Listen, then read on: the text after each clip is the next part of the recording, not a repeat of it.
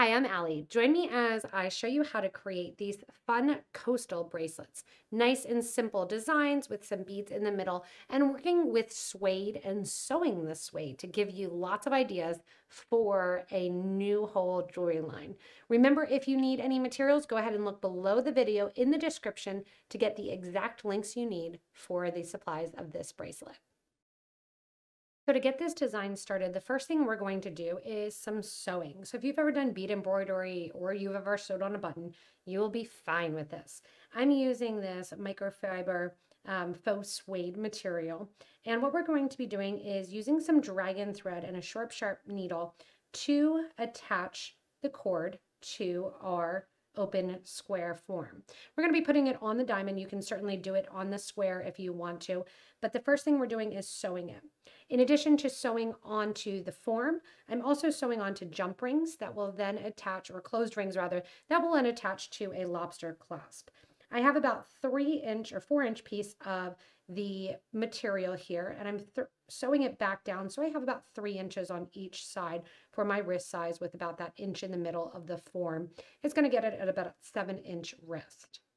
To sew through, and I've already done 3 out of 4 of my sewing edges here, I want to make sure that whatever side I sew to or I fold down and fold the material over itself, that I'm being consistent along the sides. So when I fold towards the back, I'm folding toward the back with both pieces. So this one would go towards the back. This one's already that back end. I want to make sure that my pieces match, and I have more suede here than I need to. And I'm going to kind of line them up. You can use a ruler and make sure that those edges match. And then you have the same amount on each side.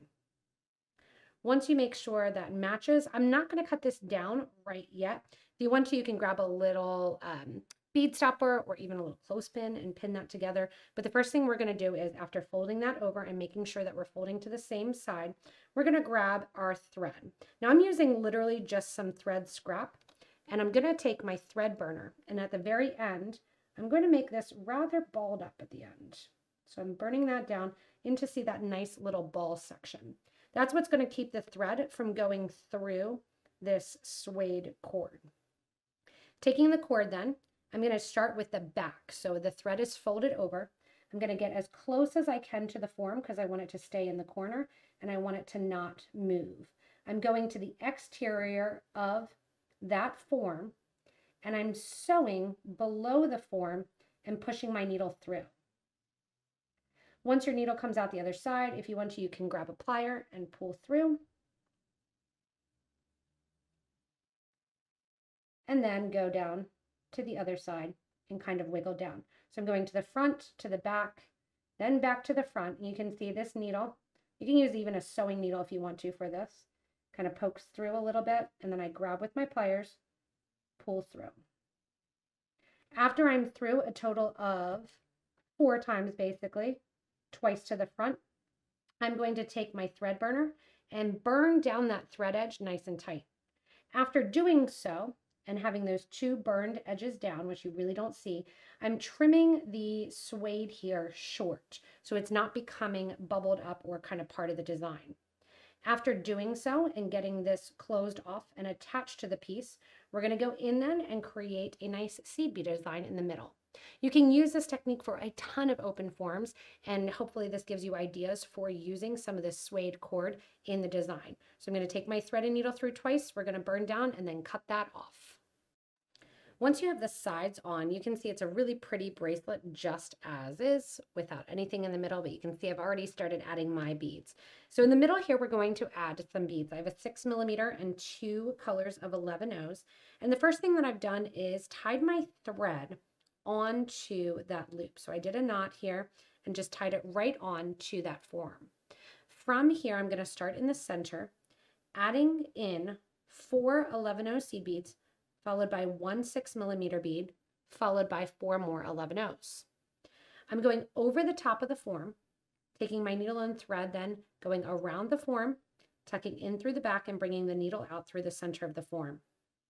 Keeping the beads to the top, I'm going to take my needle and thread and go back up through all 4 beads, as well as the pearl, and then also those 4 beads to the top.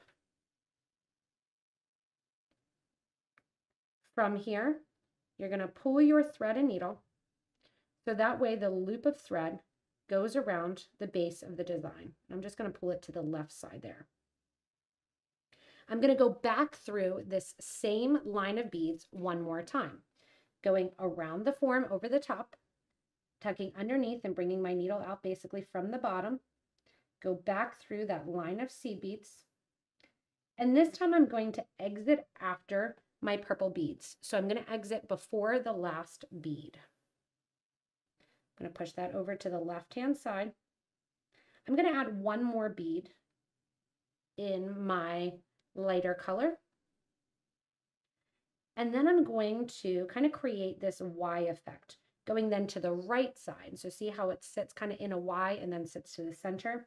Once again, tucking over the top, pulling the needle through the line, creating that loop on the interior, going back up through the bead that I just added, as well as those 3 seed beads, through the pearl, and then as I get to the top, also out after that purple or that mauve color. Down here on the bottom, make sure that that Y sits in place, and it'll be easier to establish that as we do further rows. Grab another 11-0 seed bead. We're gonna, not get attached to our sample piece. Bring that 11-0 seed bead down towards the form, tuck it to the top of the piece, thread goes over the top, needle comes through the middle, creating that loop of thread around the design, and once again, go down back through that 11-0 that you just put on, and back down through that row of seed beads. See how it's going right down to the bottom here. And that creates the Y to kind of stabilize that middle bead in the middle. If you want to, you can also stop at this point and just have, again, that nice, simple design in the middle. From here, what we're going to do is go down and decorate basically the sides. I'm going to start with the right side, going down through that right-hand bottom bead. As I do that then, I'm going to bring my thread and needle out over the top of the design, tuck underneath, just like I've been doing, kind of move that suede off to the side. And this will also hold the suede in place too, so that it stays on the diagonal. And once I come out through this middle, it's time to add my 8 seed beads. So I'm going to add 1 and 2 of my beige color, 1, 2, 3, 4 of my darker color, and 2 more of the beige. Once I've got those 8 beads on, I'm going to catch up onto the top of the form, going again over the top, taking my needle and thread, tucking it around to the bottom to create that loop, and then sewing back through that whole line of seed beads till I get to the bottom.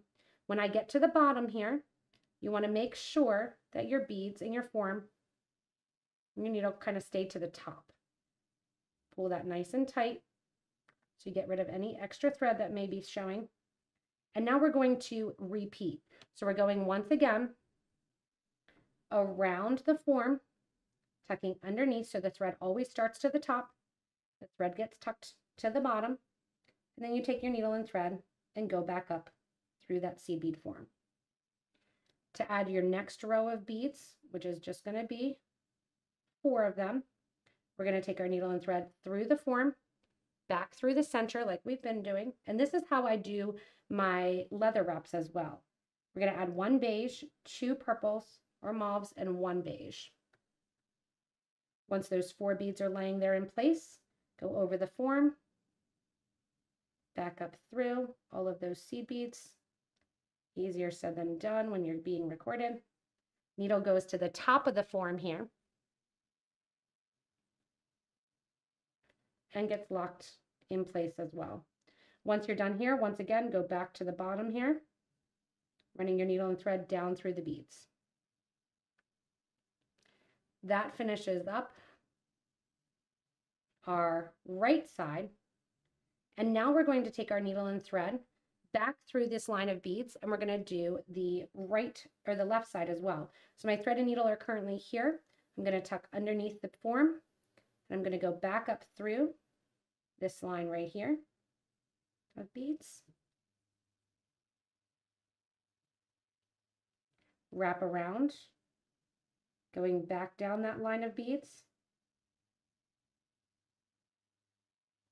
And what this does also is helps to bring that line of beads so it sits equal on both sides, both the top and the bottom. Pulling that a little bit. Tuck underneath. And go back up through that Y. This time when I exit the Y, I want to exit on my left side. So just like we just did on the right side, taking the needle and thread through and doing this count, we're going to do the same thing on the other side to establish that same pattern in the design. Because again, if you want to and just have it half pattern, it's kind of fun to sit like that. But we're going to fill up our diamond to hold our suede in place with those 2 same repeat rows on the opposite side. After you get the 2 done on the opposite side here, you can see that fun pattern. All you're going to do is to finish off is get that thread back to the starter thread. So I'm just going to take my thread and needle just like I did on that other side, bring it back through, and I'm going to scoot underneath the beads down through the line as I get back towards that center. And then there's definitely a top and a bottom to the piece.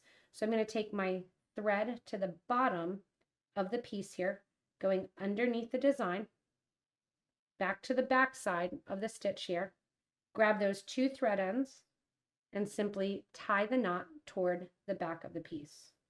From here, all we need to do is put on our lobster clasp with a jump ring, and our fun coastal bracelet is finished. After those knots, just go in with your thread burner or your thread zap, burn down those extra threads nice and close. Thanks so much for joining me in this video. Remember, if you do need any supplies to make the coastal bracelet, go ahead and look below the video in the links to shop with us online.